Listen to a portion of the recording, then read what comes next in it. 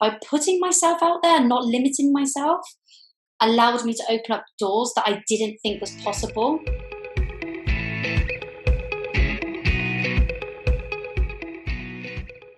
What was it like for you to try to find your yellow? Because obviously you've told us about the gray part of your life. What shifted in you? What steps did you take to find your yellow, and what were the challenges you faced along the way? Mm-hmm. Yeah, so I think to find my yellow, it was over a long period of time. So it would have been from the age of, in actual fact, it was in 2014, I remember, 2014. So leaving home and finishing university, I still had toxic behaviors within me. I was projecting my horrible ways onto my partners, the people I was dating. But I couldn't recognize that was happening. I thought, it was just my normal. And every guy that I dated would leave me. And I was thinking, well, it's always their fault. It's always them. It wasn't me. I was perfect. They're the problem. And then when the third one left me, I thought, okay, maybe I am. Maybe there's something about me. And I listed out, well, what was it they were saying to me? And I put my list together and I thought, okay, right, so these are the areas I need to focus on. I was just aware of what needed changing. And I started with fitness. Fitness was my first area. And I think quite a lot of people go to fitness first. Again, it comes from a very negative place. It's, I'm not good enough for these boyfriends.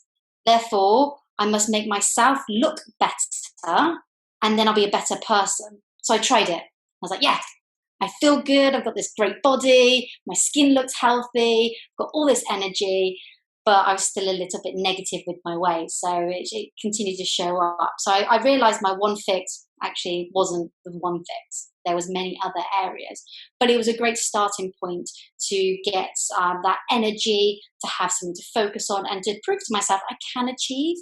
I can go from sitting on the sofa all day, eating McDonald's, to being fit and healthy and caring about myself. So I was doing acts of self-care. And then I wanted to push myself into my career and go up the ladder. I've always had that success mentality. And I think a lot of it was I failed a lot. So you say about me being brave. I feel the fear and I do it anyway. I read the book and I was like, okay, I understand this now. And I need to just show up for myself more because I don't want a mediocre life. It's not what I want. I wasn't really aware of my why, but deep down I knew there was this is the life that's not for me. I deserve greater things. And so this feel the fear and do it anyway mantra helped me get through all the challenging times. So I started this tech company and I had to do a lot of cold calling. I absolutely hated it. It just wasn't me.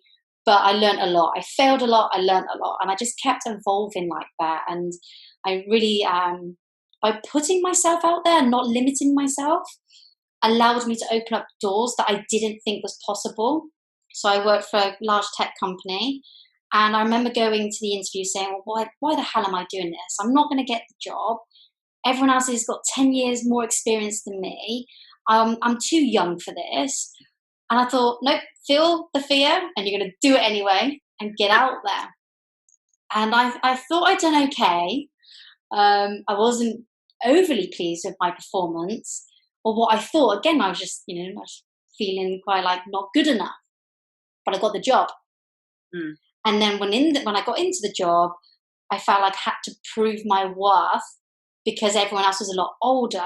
So I did a lot of pushing myself, not to the point that it was super stressful, but enough that I can fail and learn and consistently do that.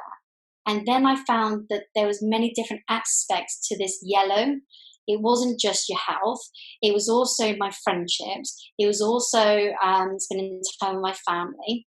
It was also being able to afford the things that gave me a comfortable or a nice lifestyle. So not just having a beautiful home, but having the finances to have high quality food and having the time to have that.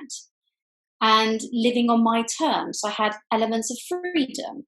I didn't have to go into an office. I had the autonomy to work on my own at whatever time I wanted, but I knew my outcome.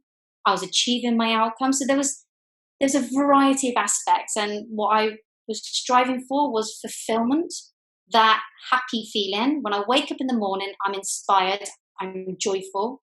I walk out the door, I've got a bounce in my step, and through all my actions, it comes from my heart. And that's the yellow that I started to see when I had every little part of my life come together into one.